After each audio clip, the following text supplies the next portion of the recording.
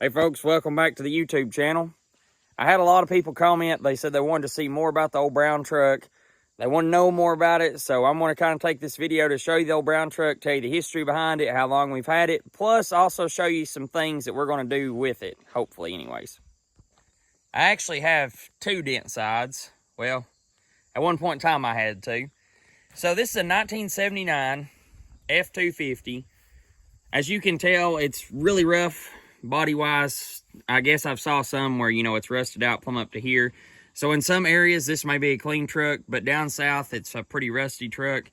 This is actually a 1979 Snow Fighter Special, and the way you can tell it's a Snow Fighter Special is it has factory cab lights, and it has a Dana 60 front end. If it was just a regular 250, it would have a Dana 44, but this truck has got a Dana 60 up front and a Dana 60 in the rear. So the way that we come across this truck is when I was probably about 14 or 15, my dad was looking through Craigslist on his lunch break and saw this truck pop up and ended up buying it that evening, brought it home and said, well, we've got a truck that we can at least play with now. So we had a 98 F-150 at the time that was rusted out underneath. Brake lines, frame, everything was getting rusty. So from 2000, let's see, I was born in 98, so probably 2012, 2013 is how long it's been since we've had this truck. When I got the truck, it was brown and tan and red and white, the bed was. So when I was about 15, I literally shot the whole thing with spray paint. As you can tell, my Bondo job was definitely not the prettiest, but it's actually held up. Now, some of the things that we've done to the truck is we did put new seals in all the axles. We had to rebuild almost the whole front end. The U-joints were completely shot, so we rebuilt those, and then we done some things to the motor, which I'll tell you about. Oh, yeah, the truck's got a set of dual 40s run out over the axle, which sounds pretty cool. Now, the truck is a 400 and a C6. It's got 14 gears, and this is definitely a cool thing about the old truck. It actually has the deluxe hood latch where the key fits in and it can lock it. Now, as you can tell, the old truck definitely needs some love. So, but we have plans for that. Now, under the hood, it's dirty. Don't pay any mind to it. It's a driving truck. We've just been trying to throw some things together. I put a new Holley 600 brand new on it. This was probably the best decision that we've ever made on the old truck. We ended up putting one of these Chevrolet-style HEI distributors on it, got rid of the brain box over there, got rid of the coil. The truck was starting to leave me in places like it would start one time, and then I'd end up getting to a place, and it wouldn't start. So we went ahead and put all this on it. The only disadvantage is I'm going to have to buy me a carb spacer to try to get my breather up. I've got a big Holley breather, but for now, until I can find me a spacer somewhere, I've just been running a little guy. Now, this thing I have mixed emotions on. It's supposed to be a dual fan, 4-core aluminum radiator. It's a Chinese special that I ordered off eBay, and it keeps it halfway cool, but it doesn't really keep it as cool as what I thought it should. And the truck is a factory AC truck, and the truck does have a trans cooler. The trans lines go in down through there. You can kind of see them where they go in and that way, and then up through the cooler. I don't know if that's something on every 3/4 ton that's got a C6, or maybe it's just where this one's a Snow Fighter Special.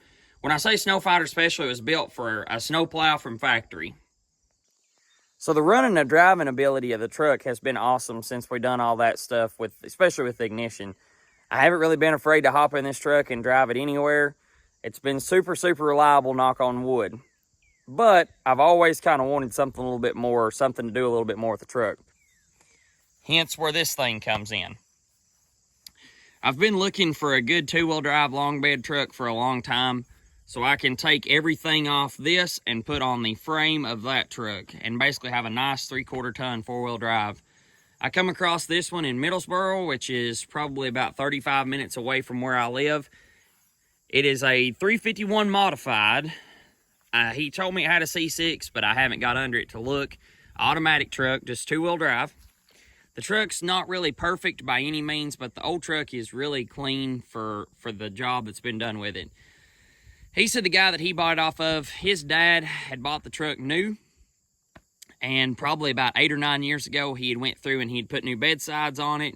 He'd put new cab corners, which you can kind of tell here that they stick down just a little lower.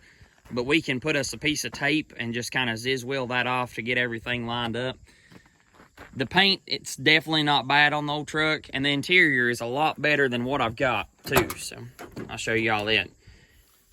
Nice door panels, even though they need to be painted. The window sealer needs to be put in. Just some things to touch up and clean. New upholstered seat. The deluxe headliner. Good dash, all but one crack. We'll hop in from the driver's side over here. Truck does have cruise. I couldn't even tell you if it works or not, but the steering wheel's cool enough to have. All the gauges work. Let's see. They actually done a nice, neat job with putting the radio in. You can tell it's an older radio, but I love how they actually put in the panel. A lot of these trucks you see, they've kind of made homemade panels, or it's just a big gap missing, so that actually looks really, really good. Sun visors are all in good shape, just a little bit dirty. I was very pleased that the truck had all the racetrack trim on it. I'll go ahead and show you the inside. Real thin coat of bed liner on it. I can't really figure out why they just bed lined that part of the tailgate and didn't go plumb to the end.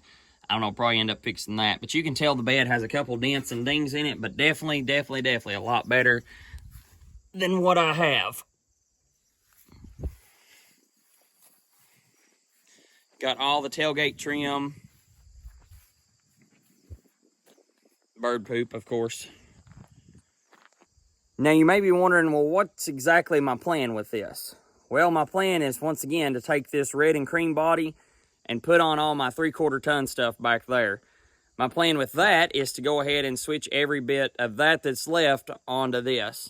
So hopefully it's a pretty straightforward swap. I hope there's not really a lot of struggles to it. We'll just have to see. The biggest thing is just going to be able to remove all the nicer stuff without getting it dinged up.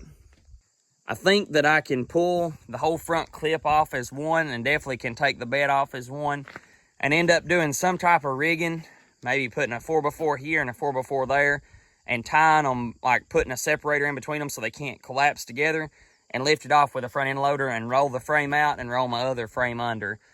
But like I said, it's just going to be a project. I thought I'd keep you all updated on this. This is something that I'd really like to get started once it cooled down. The only flaw that I have about the truck, and I know some people love them, some people hate them, is this visor. And I'm one of these people that I do not like them, but I have no clue of what to do with these holes that's been put right here and right here, especially with halfway good paint on the truck. We'll just have to see. Like I said, we'll just have to tear into it and see what's done with it. Like I said, I know some people love them, but I'm just not a fan. Oh yeah, of course we're gonna have to convert the badges to 250. And I guess that I'm doing this for myself too, not just YouTube. I want to be able to document this stuff. My dad always had photo albums of the vehicles that he had. So this is kind of a way for maybe one day, if I ever have kids, to show them some of the vehicles that I had. So stay tuned.